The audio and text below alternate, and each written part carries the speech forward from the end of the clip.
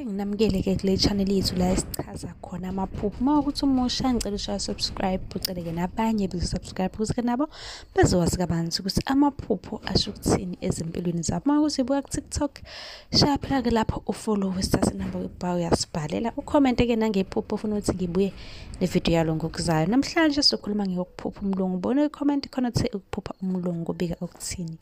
Ukuphupha umlungu ekupha imali kusho inhlahla ezayo noma ke amathuba amahle azokuvelela maduzane nje.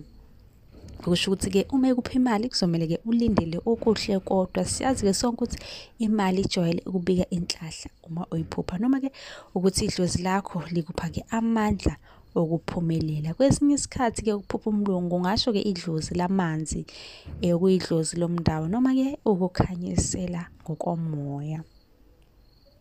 Ukuphupha umlungu ekuthethisa kungasho ke ubunzima empilweni yakho, ukudumazeka noma ke ukuphoxeka ozobhekana nabo empilweni yakho maduzane nje.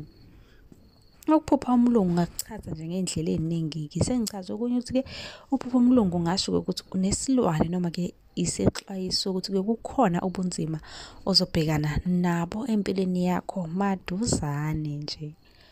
Kwesinye isikhathi ke kungasho ke ukuthi ke kini niyazalana nabamhlophe, ngakho ke usuke ke uphupha okhokho bakho. Mlaleli mawukuthi ke khona la ngazwanga khona kahle ngicela ubuze ku-comment section noma ke ubhale nawe la ku-comment iphupho obenalo. Ngizothi uma ngibuya ngokulandelayo kwazibani ngizobuya ke neyakho ivideo.